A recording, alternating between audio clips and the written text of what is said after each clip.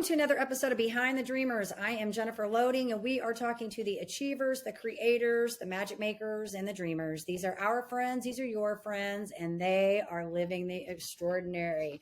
Well, I'm so excited about my guest today. It's going to be an awesome show. He has been an entrepreneur for like 12 companies and a longtime entrepreneur organization member, but he's best known for being a two-sport Division I collegiate athlete and coaching 12 years in professional baseball with 3 organizations, including, yes, I see it. Awesome. And I saw these in your photos. Awesome. 3 trips to the World Series, working with the Detroit Tigers, 2-time American League champion Cleveland Indians, and the world champion Los Angeles Angels of Anaheim. So I'm so excited to get him on here. But before I introduce him, I do need to do a quick shout out to our sponsors. So today's episode is brought to you by Walt Mills Photography. If you are a creator needing post-production, consultation, or promotion, Walt is your guy. Whether short films, YouTube films, photography work, or a new headshot, he can help you find a solution to match your needs. To learn more about him, you want to go to photosbywalt.com. We also want to give a shout out to our friend Chris Clow of Upbeat Media Production. If you are in need of turnkey special event production, Clow is your go-to. To learn more about him and his work, you want to go to upbeatmediapro.com. You know, I've said that thing so many times. I have it memorized, and every now and then I do that. It's like hilarious. All right, so we got to get the guest on the show. I think that's what I'm most excited about. So we can just put that other part in later. Trent Clark is the CEO of Leadershipity and founder of Courage Coach LLC. Having spent his adult livelihood among the top 1% producers in sports and business, Trent is dedicated to empowering people to reach their goals, peak performance, and attain their dreams. At Leadershipity, he says, we design, coach, and facilitate measurable training, education, assessments, and mentoring for personal leadership and team building programs worldwide. So Trent, welcome to the show. I'm so excited to have you here today. Thanks, Jennifer. Super excited to be with you, actually, talking a little bit about Behind the Dreamers. I love the name of the show. Yeah, thank you. It's so fun. Yeah, I like it. I have 2 shows, and I love both of them. They're different. They kind of play off each other, but this one is so much fun because I get to talk to people that just have cool stories, that just have done like fun things, and that's what I like. I get inspired, and I like sharing them. So it's fun. Well, excited to join you. Hopefully I can meet the audience's needs to hear some cool stories. Yeah, absolutely. I think so. You've done some cool stuff. All right. So tell us a little bit about this Leadershipity. Like, what brought this about? Tell us what you're doing and what all this is about. Yeah, I mean, I think it was the 11th company I started, and I got involved back in leadership just because it was kind of in my blood, always being around it with sports and baseball. I had this kind of audit of excellence as a kid, where as a sophomore, my high school team went to the state finals for the first time, state championship, won the state championship. Then my junior, senior, we went back again. Then I went to junior college and played in the national championships in tennis, and then spent 3 more years playing college baseball, and then signed with the Detroit Tigers. And I was in the World Series twice in the next 4 years. So with the Indians, when I moved over to there, so I literally went to these championships, I think it was like 7 championships in 11 years. Wow. And it's the highest level of where you're at or where you're playing, and all this time I'm like going, hey, why do we win? Why do we lose? What's going on? Who's helping us? Who's not helping us? And I'm just doing this audit of excellence all the time of all these people around me. And so, I think it was just a natural fit for me to dive into leadership after, running a couple businesses and making tons of mistakes, right? Tons of mistakes as a coach, tons of mistakes in business, and hopefully learning from those. That's really where it drew me in. And I had a first company, which was Leading with Courage Academy. And then I pivoted that back over to my own, with no partnerships in it, in Leadershipity, which was all the idiots of leadership, right? We all want our leaders to have integrity, and we want them to have accountability, and we want them to have dependability and coachability and diversity and unity. And of course, we all want productivity out of our leadership and our teams. And so we want all these idiots, and the reality is we're good at some of those things and some not so good, right? So we have to develop those idiots to really complete our team. Yeah, yeah, no, this is good. And it's funny that you say that because I'm putting a program together that I've been working on since like October. And it's finally next week is like my deadline. This thing is going to be done. Like it's a beast. And I'm talking about like all the roles that we have as entrepreneurs because I spent 22 years in Mary Kay and in the top 2% of the company for quite some time. So I had to lead and manage and do all that leadership kind of stuff. So I had heard leadership for many, many years, but it's interesting. One of the very first things we learn in Mary Kay is all the roles of an entrepreneur. And you don't realize that Yeah. when you're an entrepreneur, you have all these different roles, right? Like all these things you got to figure out. And you think, oh, well, I'm good at this. That's the only thing I'm going to have to do, right? But no, it doesn't work that way. And I tell this story about how, like one day I was on my treadmill. We don't have a treadmill anymore. We have another exercise machine, but I was on my treadmill and I was reading the Strength Finders book, which I'm sure you're familiar with. And I actually had to train on one of my 5, which is something on discipline because I'm very, very disciplined.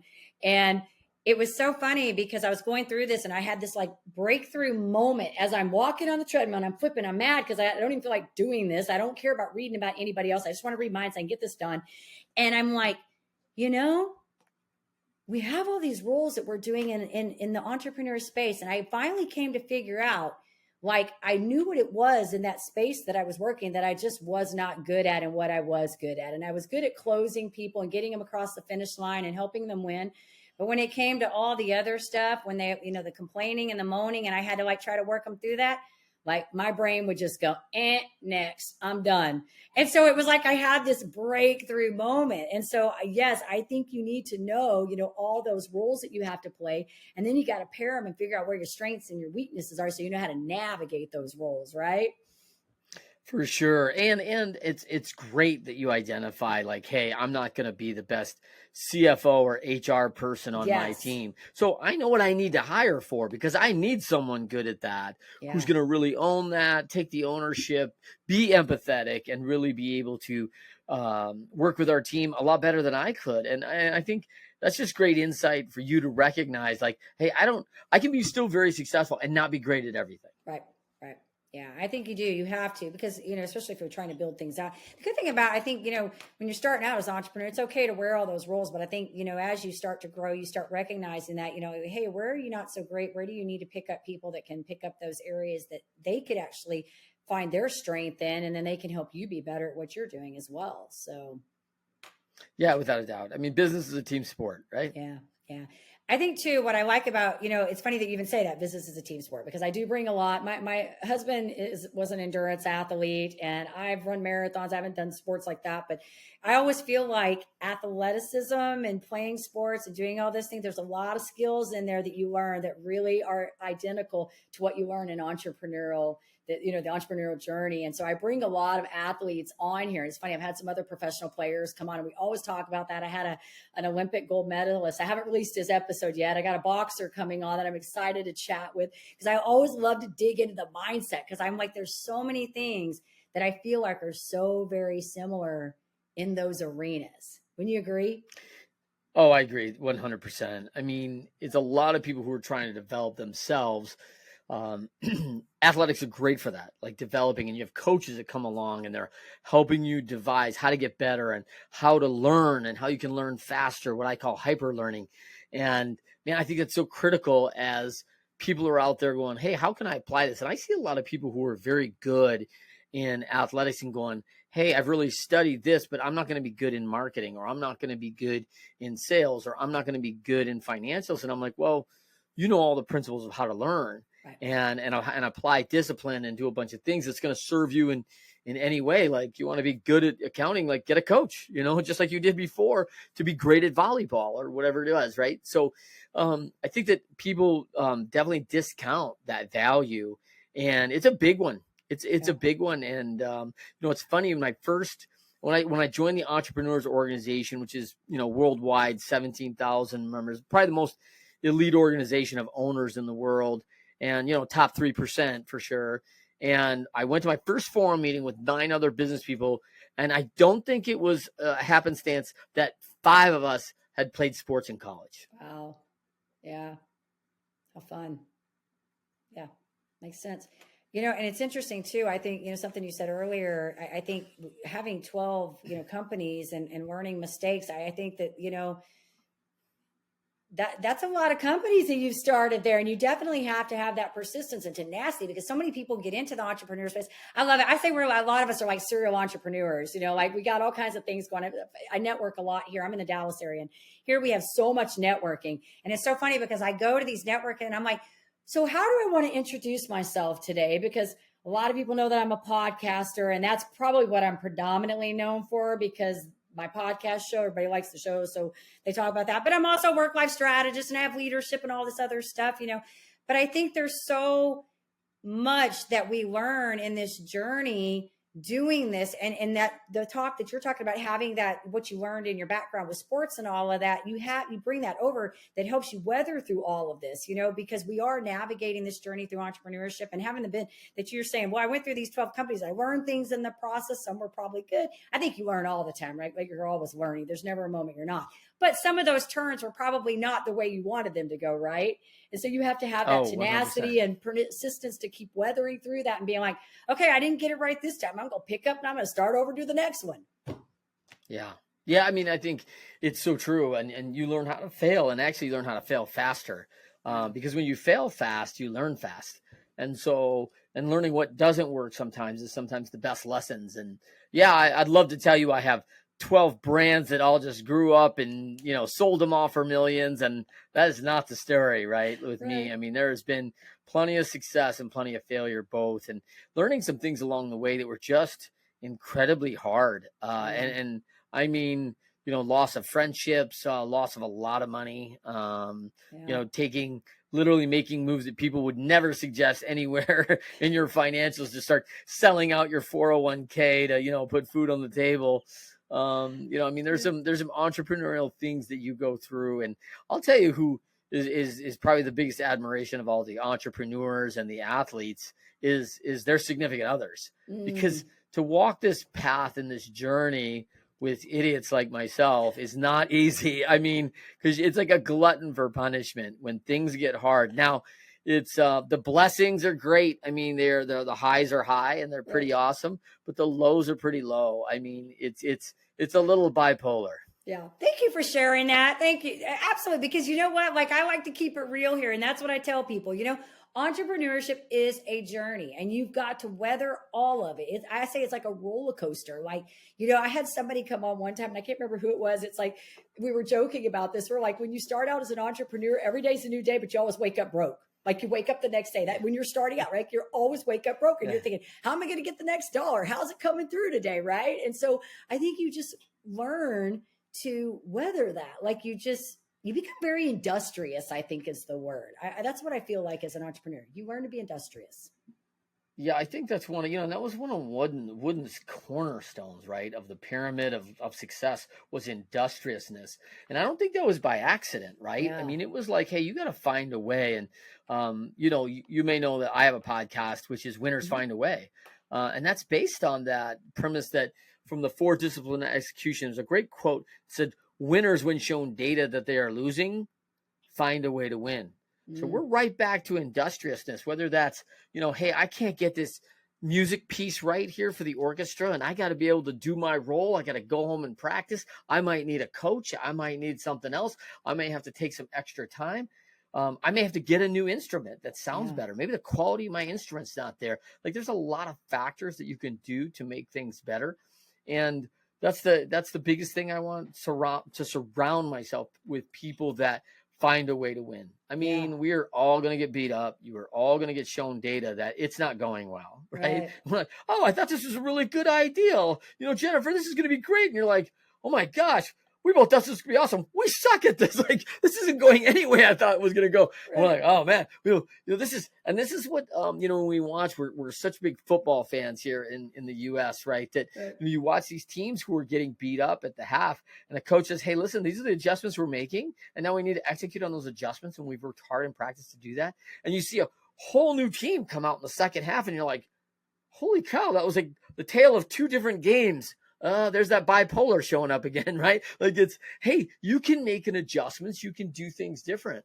And so, I love that about, one of the things that really intrigues me about your show, Jennifer, that really just kind of hit home to me is, I wanted to play in the big leagues. That was certainly my goal, to play a long Right. time and be a long time major leaguer. And, I got that call, when I was 23 years old that, hey, you'd probably make a good coach. And that was a job transition going on there. And I didn't know it because I thought, hey, I can still play. Right. But I was beat up, I was broke and needed some surgery. And so I had that done, but probably the comeback trail wasn't in my cards. And I had a degree, I had an education. So very quickly I pivoted from being a player to being a dream maker. And I created this environment where, like, hey, I can help as many people as I can get to what they want in life, to become the major leaguer, to make millions of dollars, make their parents proud, whatever their goal was. I got labeled as a young guy, obviously 3 World Series before I was 33 years old. Wow. And labeled as this guy who could really help people. And my blessing has been my network of people just like yourself, Jennifer, fabulous people that have been 1% achievers. And people go, wow, I'd love to learn from some of that. I'm like, well, have you listened to Jennifer Loden? Like, she's great at this. Like, you got to contact these people that are really good at these things, and they will help you. They will guide you. They will get you to where you want to go. But you got to do the work, right? Yeah. Yeah. This is so good. That was so good. I had a really good question for you, and I just totally got lost in all of that. That was good. That's what happens. I always listen to you guys talking. I'm having a moment right now. You're speaking about language. Absolutely. So, I think this is so interesting. You made this pivot, and I had somewhere I was going to go with that question. I had such a good question on that, but I'm going to backpedal. We're going to go a different direction. I do want to ask you this question. So, because I think this is a fun one. When you were young, because obviously you've been playing sports, and we all know that sports, it doesn't happen overnight that you get to these places. Yeah. So did you, like, at a very young age, were you just like, this is what you were doing? Like, you were playing sports, like you were all in it. Yeah. I was that guy. Yeah. Okay. I was that guy that it was more important than school. I'll tell you that. Like, my quick story is that when I was 12 years old, I had a career day at school. An English teacher went in and said, hey, listen, what do you think life's going to be like when you're 30? I mean, I was like, come on, man, I'm 12 years old. Like, this is 1982. Yeah. By the way, I was going to turn 30 in 1999. Okay. And the song of the day was Prince's Party Like It's 1999. And I was like, yeah, that's like forever away. That's like the future song, And I was like, whatever, man. Like, but all of a sudden I took it seriously. 1, because I liked the teacher, and 2, because my 2 brothers were both, my one brother was already in college. He was at Michigan State. He was playing goalie, and he was trying to, get on that team. They were really good at hockey at the time. Mm-hmm. And then my other brother was an all-state tailback. He was being recruited heavily. My sister was just named Miss Michigan Teen, pageantry woman, really good spokesperson. And I was like, man, I'm way better than my brothers and my sister. Like, I'm going to play in the major leagues, And so I turned in my paper, and, here's these big 5 questions of what's life when you're 30, And, I hand it in. I'm sure the teacher's like, oh, yeah, hey, what do you want to be? Fireman, policeman, right. Pro athlete, lawyer, whatever. And so, and never thought anything of it. And I was like, it shaped my life for me a little bit. It really kind of set me in like kind of first generation goal setting. Yeah. And then 2 years later, the big event came when I got like the Willy Wonka golden ticket, I call it, where this former pro player ran this camp, and he made invites to the people for like 6 or 8 counties around us. And you had to get an invite to come to his camp because it was the best of the best. Kind of like a showcase now, but we didn't have them back then. So this was the early version of the showcase, right? And man, when I got my ticket, I was like, whoa, I'm in, man. And it was like, and then I see this fine print on the ticket that says like, hey, like when you go, if you're voted MVP, you get to sit down with the ex-pro player and have a one-on-one session. And I was like, I got to do that. So, I take the 5 weeks or 6 weeks before the camp, and I just prep, and, Jennifer, we know what happens when preparation meets opportunity, right? And I am just ready to go. I hit like almost 600 for the week. I have a great week, and I'm named most valuable player. And I sit down with a guy, and I'm like, man, this is awesome. So he goes, hey, Trent, what do you want to do? And I go, man, I want to do what you did. I want to play in the major leagues. And he was like, you can do that. And I was like, what? Really? And he's like, yeah, you can do it, I think. And I'm like, man, he goes, I've seen you all week, and I think you got what it takes. And I'm like, and I don't know, Jennifer, in a moment of courage, Like, I don't know what came across me, but I just said, sir, with all due respect, everybody else is telling me no. I'm not big enough. I'm not fast enough. I'm not strong enough. And I'm even starting to tell myself I'm not enough. And he said, let me ask you a question, Trent. He said, who are these folks that are asking you? And I'm like, you mean like my mom, my freshman coach, like have a backup plan. I mean, no one's doing this in jest, in meanness, right? They're just saying like, hey, this is a really small percentage, right? So he said, hey, listen, I got a question about all those people. Like, any of them play in the major leagues? Bam. I go, nope, no, sir. And he goes, I'm going to give you a lesson, Trent. I think you should take the rest of your life. And I have. He said, I'm going to caution you about where you get your information from, because you should go to people that have actually done what you're trying to do, because they will help you get there. And I'm like, amen, sir. I'm on it. Like, I got you. Like, and I have taken that lesson in so many things in entrepreneurship, man. I need help. And someone gives me oh, hey, you know what you need to do over at Mary Kay, Jennifer? What do you know about it, Trent? Right. Well, I did stay at a Holiday Inn Express last night. Like, you don't know jack. Like, why would I listen to you about this unless you've proven to me you've built and scaled this multi-level marketing campaign and how to do this really well? I don't know if you're the person I should be talking to. And so I've cut off a lot of people, but it was a huge thing for me back in that day. So I really wanted to be that athlete, and to tell you, to shape how those goals shaped. I came home in 1999 for Christmas and to see my folks, and my mom says, hey, this letter came from me from the school, which of course I thought was my college, saying, hey, you've done really well. Why don't you guys send the alumni some money? Right? And I'm like, no, she's like the grade school. And I'm like, oh, okay. And so my teacher says, I open this and he writes a handwritten note and my assignment's in there, and he goes, how'd you do? Wow. And I was like, oh my gosh. I looked at my wife and I go, oh my gosh, I totally remember this. This is such a big deal to me. Yeah. And the first question on there was, hey, what will you do after high school? And I said, well, I'll play baseball at Arizona State University, because they were the best school. And they never called. So I ended up playing at the University of Toledo, and I played two sports there, playing both tennis and baseball for the University of Toledo. And then the second question was, what will you be doing? And I said, I'll be playing pro baseball. And I was no longer playing. I was a coach with the Los Angeles Angels at that time.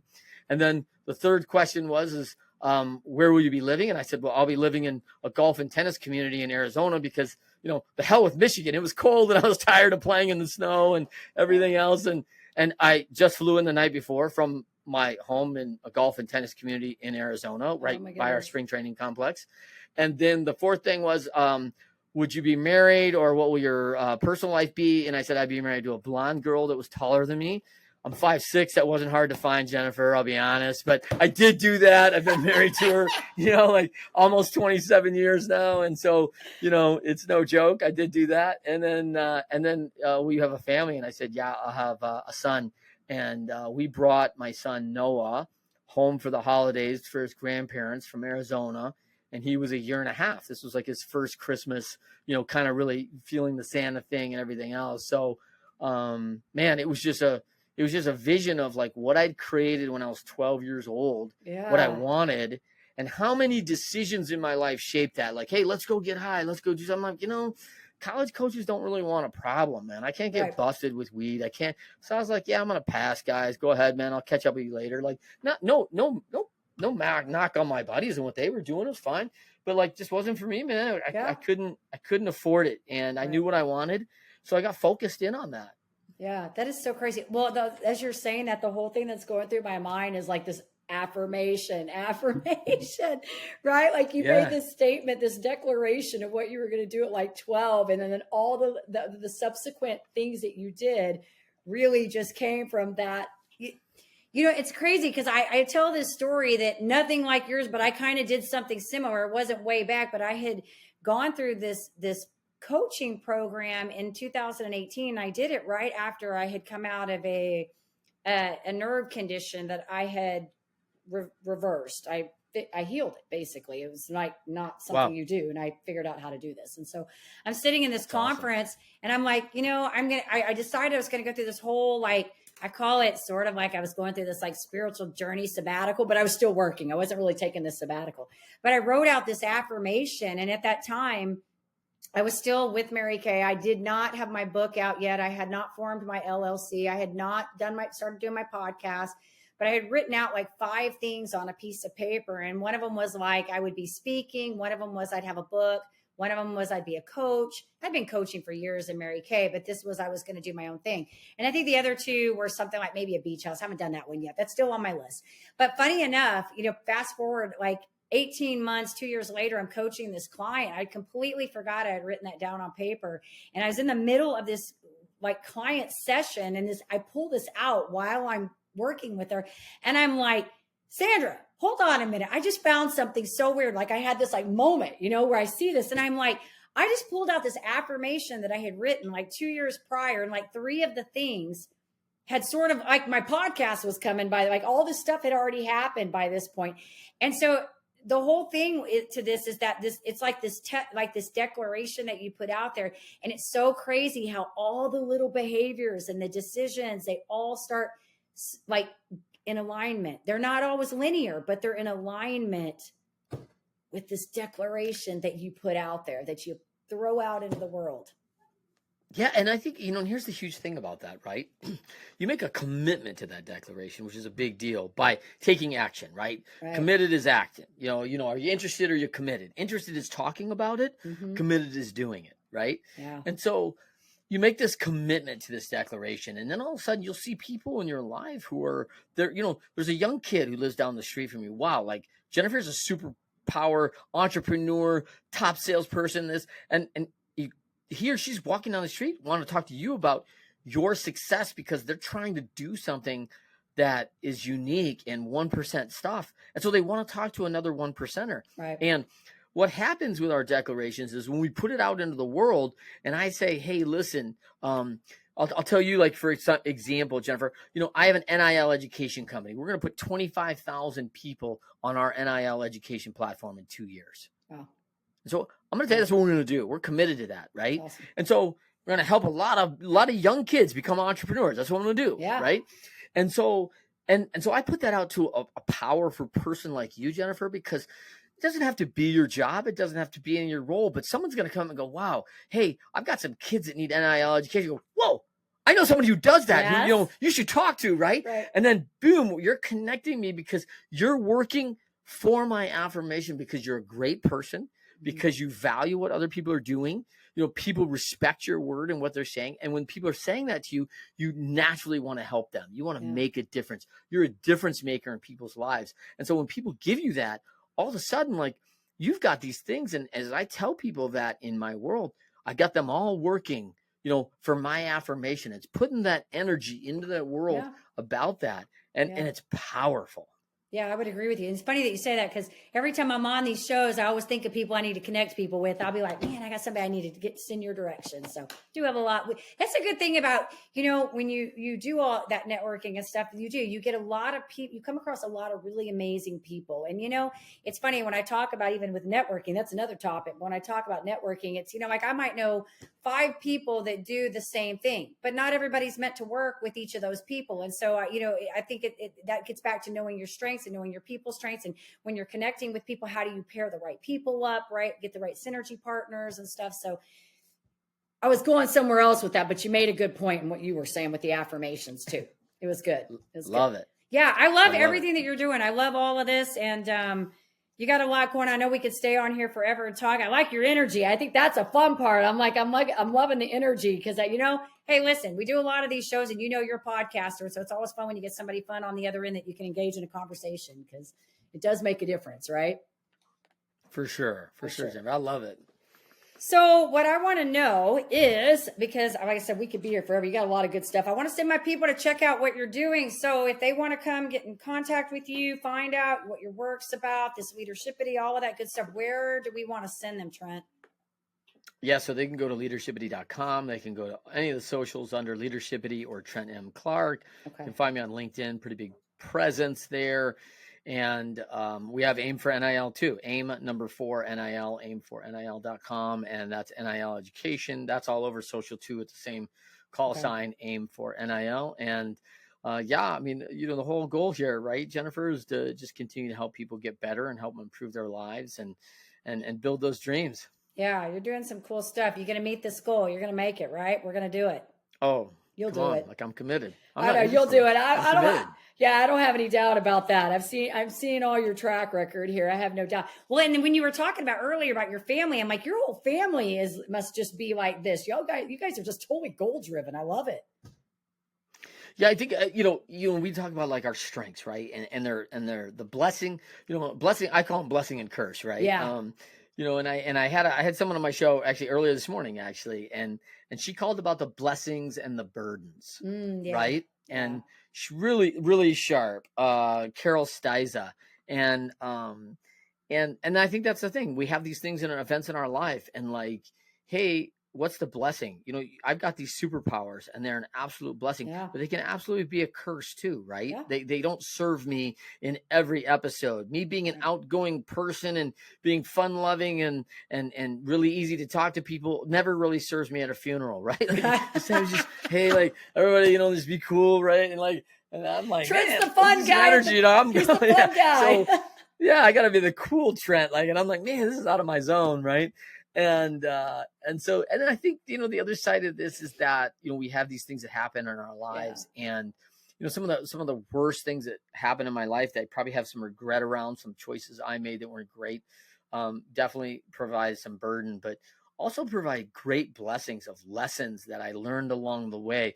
I worked with a number of people that were I would consider not people of the greatest integrity sometimes. And all of us have had an experience of working with someone who just wasn't great to work with. And whether they're a good person or a bad person, I don't know if that's a great place to judge, but there's lessons in there. While it's painful to be there and it's not very fun, there's lessons in what not to do, how not to treat people. And so, there's blessings in that, and there's a lot of positives that come away. And I think people have to grasp that. And some of the best entrepreneurs in the world, they sponge everything. We're really good about getting a lesson when we lose because we want to win, right? And winners want to find a way to win, and that's awesome. But some of the best entrepreneurs really they really sponge out all the wins too. They get all the lessons of when it's going well. Why is it going well? Let's ask those questions. Let's talk about why we're doing things well and we keep getting more customers, or our orchestra sounds better than everybody else's, or why is that? We should know those things that power us and empower us, and the strengths of the team members around us, for sure. Yeah, that's good, Trent. Good stuff. I could keep you on here forever, but I know you got things to do and I got things to do too. So I do want to say, we'll make sure when this goes out, I will make sure the website's on there so everybody knows how to find you. They can follow you and get you on the socials and all that good stuff. I'm going to find you on LinkedIn too, so I can connect with you in there and keep up with what you got going on. So I can help maybe cheer on your goal that you're trying to do there. Love it. Yeah, love good it. stuff. Good stuff. You're on the show too. Absolutely. We have fun on this show. I love all the people that come on here. We have such a good time on here. And I know the people that hear these stories like hearing, they never know what's going to come out next week. Cause I'm like, they're like, how do you find these people? And I'm like, we have secret things we do, right? Secret things. All right. We do want to say, of course, to our audience, if you enjoy the show, please be sure you go check us out. Give us a rating on Apple, hit that subscribe button on YouTube so we can keep sharing all these amazing stories. And I want to leave you guys with a final parting thought. Trent, I say the same thing every single week to my people. Same thing. In order to live the extraordinary, you must start. And every start begins with a decision. You guys take care, be safe, be kind to one another. We will see you next time.